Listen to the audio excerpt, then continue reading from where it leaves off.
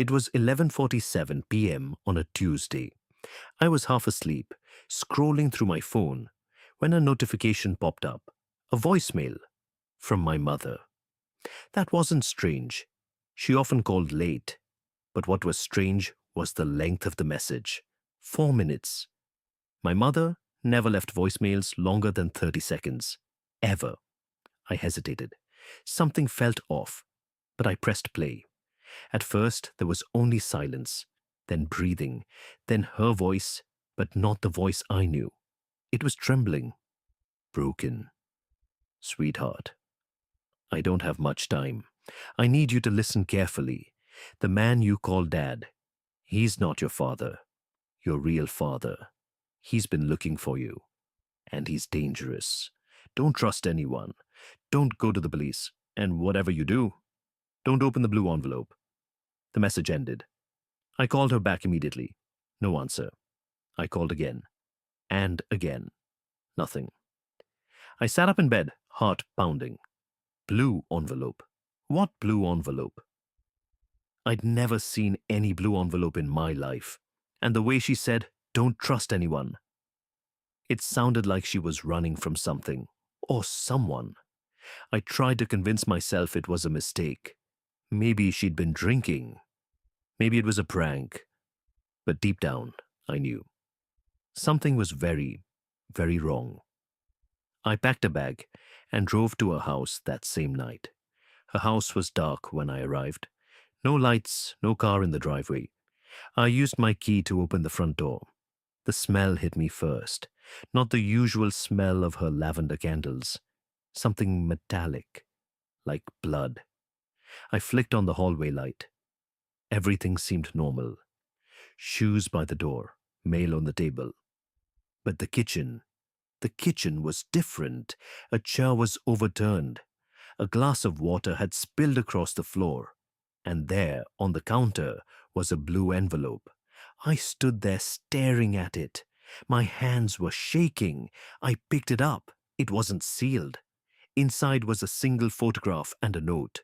The photograph showed a man I'd never seen. He looked about 50, with dark hair and cold eyes. He was standing in front of a house I didn't recognize. On the back, in my mother's handwriting, "Your father, 1995, before he disappeared." The note said, "I lied to protect you. His name is Victor. He was convicted of murder 2 years before you were born. I thought he was in prison for life, but 3 months ago, he was released. He found me. He's been watching the house. I'm sorry I didn't tell you sooner. I was scared. I'm leaving now. Don't look for me. I'll contact you when it's safe." Mom! I read the note 3 times. My real father was a murderer. He was out of prison. And he'd been watching my mother. I called the police. They came, took notes, searched the house. They found no signs of forced entry, no struggle, just the overturned chair. They said she probably left on her own. But I saw the fear in their eyes. They didn't believe it either. That night, I didn't sleep. I sat in her living room, the blue envelope in my lap, and waited. The next morning, I started my own investigation. I went through her computer, her phone, her papers. Most of it was normal. Grocery lists, emails to friends, photos of us. But then I found a folder labeled Victor. Inside were court documents, news clippings, and a photograph of a woman I didn't know. The clippings told the story. 27 years ago, Victor had been convicted of killing his girlfriend, stabbed her 17 times in their apartment. He claimed he was innocent, said someone else did it, but the evidence was overwhelming. He got life in prison. But 2 years before the murder, he'd had a relationship with my mother, and I was the result. I sat there staring at the articles, trying to connect this monster to the man who was supposedly my father. I'd grown up with a different dad, a kind, quiet man who'd raised me, loved me, never once made me feel unwanted. And now I was learning that he wasn't my biological father, and my real father was a killer. I felt sick. Then my phone rang. An unknown number. I answered. Silence. Then a man's voice. Low, calm, almost gentle. You look like her, you know. Your mother. Same eyes. My blood ran cold. Who is this? You already know who this is. Victor. He chuckled softly. I prefer Dad. But Victor is fine. Where's my mother? Safe, for now. She ran, but she can't hide forever. Neither can you. I just want to talk. Meet me. I'm not meeting you anywhere. Then I'll come to you. I know where you live. I've known for weeks. I've watched you come and go. You park in the same spot every day. You get coffee from the same shop. You're very predictable. I wanted to hang up, but my hand wouldn't move. Tomorrow, noon, the park near your apartment. Come alone. If you bring anyone, your mother will pay the price. I'll send you proof she's still alive. The line went dead. I sat there shaking, staring at the phone. A minute later, a text message arrived. A foe. I sat there shaking, staring at the phone. A minute later, a text message arrived. A photograph. My mother sitting in a chair, looking terrified but unharmed. She was holding today's newspaper. He had her. I didn't sleep that night. I couldn't. I kept staring at the photo, trying to find clues. The chair looked old, wooden. The wall behind her was grey, with a crack in the plaster. I zoomed in, searched for anything familiar, but found nothing. At 11:30 a.m., I went to the park. I sat on a bench, my hands in my pockets, waiting. The sun was bright, but I felt cold. At exactly noon, a man sat down next to me. He was older than the photograph. Grey hair now, deep wrinkles, but the same cold eyes. He was wearing a cheap jacket and smelled like cigarettes. Thank you for coming, he said. I know you're scared, but I'm not going to hurt you.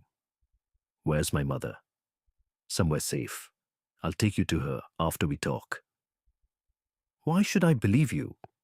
He turned to look at me. For a moment, his face softened. Because I'm dying. Cancer. Stage 4. I have maybe 6 months left. I spent 27 years in prison for a crime I didn't commit. I got out, and I wanted to meet my daughter before I die. That's all. I don't want money. I don't want revenge. I just want to know you. I didn't know what to say. A murderer, dying, claiming innocence. You killed her, I said. Your girlfriend, 17 stab wounds. He closed his eyes. I was convicted, but I didn't do it. It was someone else, someone who set me up, and I've spent my whole life trying to prove it. I have evidence, documents, witness statements. Your mother has them. That's why she ran, not from me, from the real killer. Who? He looked around, then leaned closer. Your father, the man who raised you. His name isn't what you think it is. He was there that night. He's the one who killed her. The world tilted. I laughed. I couldn't help it. It was insane. The man who'd tucked me into bed, who'd taught me to ride a bike, who'd cried at my wedding. That man was a murderer? You're lying, I said. Victor shook his head. I wish I was. Your mother found out years ago. That's why she left him. That's why she raised you alone. She was protecting you from him. But he never stopped watching. He's been there, in the background, your whole life. You just didn't know. I thought back. The man I called Dad had always been distant. He'd left when I was 5, and I barely saw him after that. My mother never spoke ill of him. She just said they'd grown apart. But now I remembered things.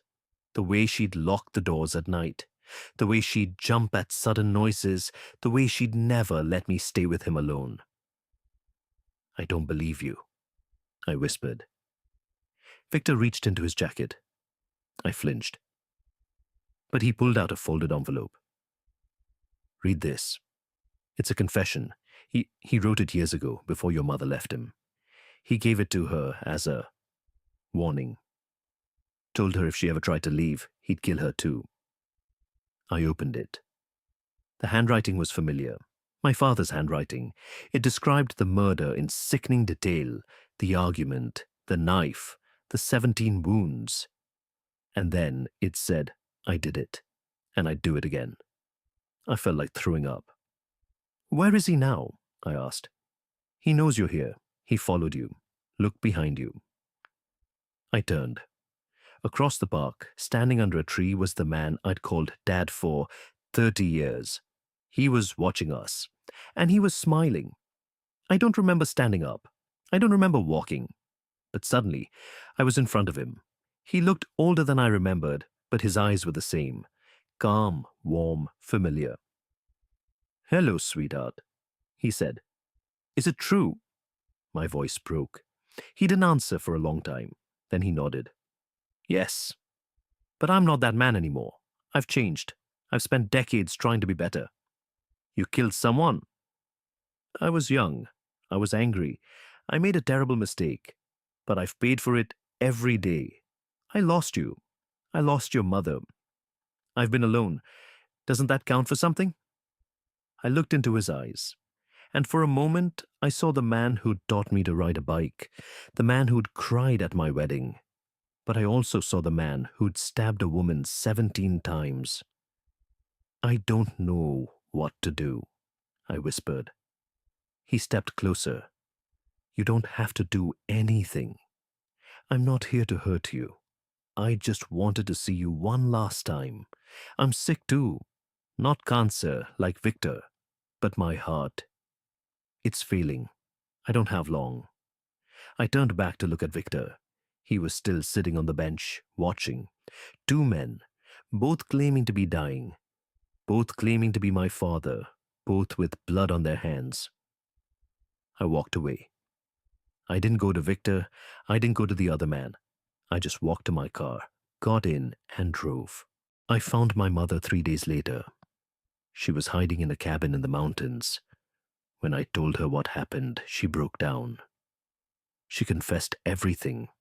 The lies, the fear, the years of running. She'd tried to protect me from both of them. But in the end, she couldn't. I don't know who killed Victor's girlfriend. Maybe it was the man who raised me. Maybe it was someone else. I'll never know for sure. But I do know this. Sometimes the people we love are monsters. And sometimes the monsters are the only ones who tell the truth. What would you have done